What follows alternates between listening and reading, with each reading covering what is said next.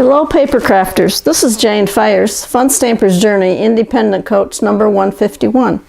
Today I'm going to show you how I did this particular card here. Now I must tell you that I got the idea for doing this card because it is a double embossed card from my friend Deb. She showed me how to do this and I picked up on this right away once she was showing me, and I loved the idea. So we're going to do this card today. Now one of the things, or some of the things that we're going to use will be our whipped cream cardstock.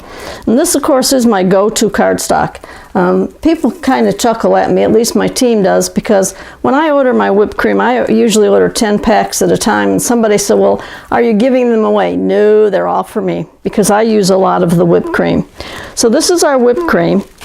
The other one we're using today is our kiwi slice, and this is the green that I use for Christmas. And just to be very honest with you, I'm one of those traditional Christmas people. I grew up with red and green for Christmas, so we're using the kiwi. And then our embossing folder that we're using for this one is FALALA Bold, and you'll see how it looks as we emboss with it. The stamp set that we're using today is Merry Everything. And we're using the 3 stockings out of this one. And as you can see, this is the stamps and this is how they come. Now a lot of times I'll take my stamps out of the backing here, but in this one, because I've got 3 little stockings and a little star and I don't want to lose any of those, I keep it in here. So when I'm done, I'll just put my stockings back in there. But this is the stamp set then that we're going to use for FALALA. The inks that we're going to use, of course, will be Kiwi Slice and Candy Apple, my traditional Christmas colors. The big tool that we're going to use today will be our Platinum 6 die cutting machine. This machine, however, not only die cuts, but you can also, with its platform, with one of its cutting plates, with our rubber mat, and with an embossing folder, you can dry emboss. So this is the way we're going to do it. First thing that we need to do is cut our cardstock. In my green, which will be the FALALA, my bigger piece is 4 by 5 1/4, and my smaller piece is a little bit smaller than what this one is, but I want this to fit in the middle. So I've put 1 glue dot on the back, and what I'm going to do is center this in my larger piece of green, because eventually I'm going to take this one off when I go to make my card, but I want it there right now. So what I'm going to do now is place this in my embossing folder, and I want it to be as straight in here as I can get it. Close my lid down, lay the embossing folder with my cardstock in it on my platform, lay my rubber mat on top of it, and then my cutting mat, my cutting plate, which is orange, on top of it. And then go ahead and run it through my Platinum machine. And this is my Platinum 6, of course. This is our small machine. And you can see that it takes me a little longer to run this one through because my cutting plate is not brand new. I've used this cutting plate lots and lots of times, so it's a little bit warped. If it weren't warped, they would go through very, very, very easily. Okay, so lift this off. As you can see, I now have, let's set this aside. I now have FALALA on both pieces. You can feel it if you rub your finger across it. So now what I'm going to do is take that off, and I'm going to take my 2 pieces apart. Now as you can see, FALALA is on this side also, but that's okay because it's going to get covered up. Now what I'm going to do is take my 2 white pieces, and this piece is 2 7/8 by 4 1/8, And it's the one that I'm going to put on here, because on this white piece, my smaller green one is going to fit, and it's going to give me just 1/8 all the way around. I mean 1/16, because it's 1/8 bigger than this one is. Now when I put this particular piece on top, because it is dry embossed, I want to go ahead and make sure it's going to stay. So what I do is I just use some of our tearable tape, the tape we can rip. It's double-sided and it will hold very firmly.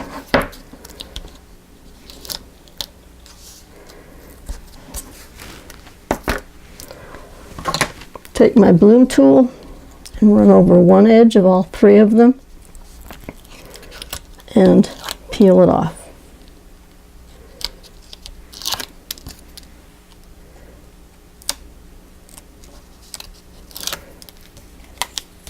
And you can see down here I went over a little bit, so I'm just going to push it back and it'll just do double duty.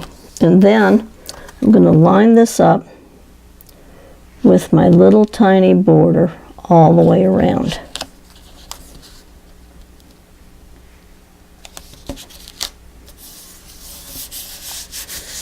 So now I have it edged. So now I'm going to turn this one over. And again, I'm going to use some of our tearable tape that you can rip. It is our white liner. And in our catalog, it is called white liner.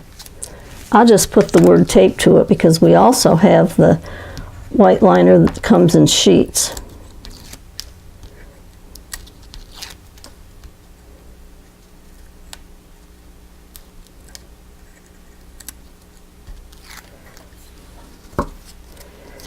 So now this is centered, and when I center it, the one way I have to do it now is my letters are lining up. For example, my A right here, there's the bottom of my A. My F, there's the bottom of my F. There's the bottom of my L, and you can see, so as I've lined it up, it lines up exactly. So my A is there, my F is here, my L finishes up down there, my A, my L, my A. So they all at the ends, okay, line up with what's ever below them. So that I'm going to lay aside for a minute. I'm now taking my smaller piece, which is 2 by 3 1/4. This is the piece that I'm going to stamp on. So I'm going to take my 3 little stockings to start with, and my candy apple and my kiwi. And I'm taking my smallest little stocking and I'm going to ink it up real well, and I'm going to stamp it in the center of my little piece of white. Then I'm going to use red on my other 2. So ink the first stocking up well.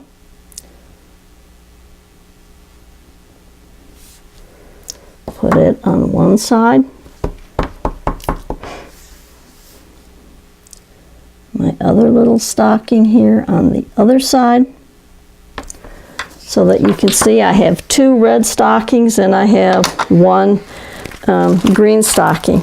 Now the other thing that I want out of here are my words that say "Merry everything" and "Happy always." So now this one we're going to stamp in black. Now you could stamp it in one of your colors if you wanted to, but I always want to make sure that my words are going to show up well.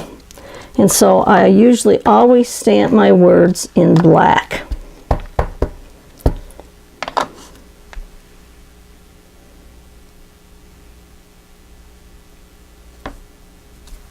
So there is that. Now I'm going to take my red ink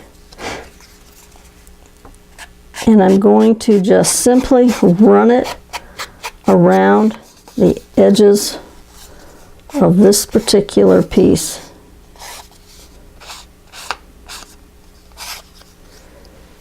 So there's that. Then all I have to do is pop dot it. Actually, it's pop squares, you know. Cut my squares and put a half square in each corner and one in the middle. Take my backing off.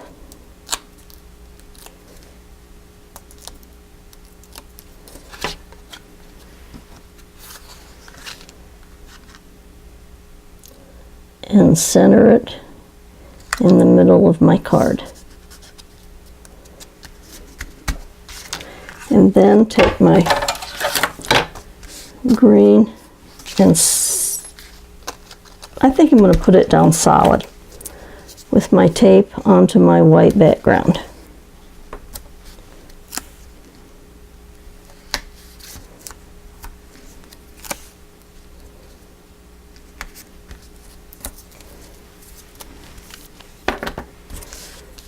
Bloom tools come in very handy for this.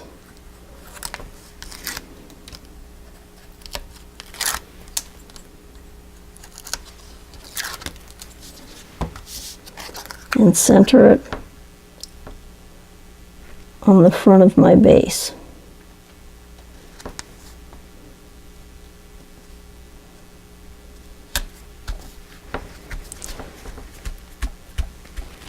And then when I have my card all finished, so that I'm going to set it aside, what I did was I took some of our Journey glaze and I went over all my little stockings. But once you do this, and I tell my ladies this when we do a class, do this if we're in a class when you get home, because you want this to set, somewhere around an hour to make sure that it's dried well so that you don't mess it up.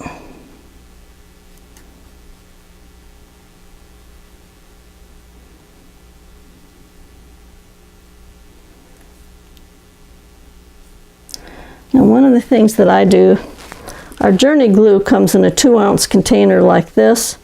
You can see that I'm using one of the little samples, and I use these in my classes, and then my ladies get to take these home and use the rest of it at home, because there is a lot of the Journey glaze in one of these.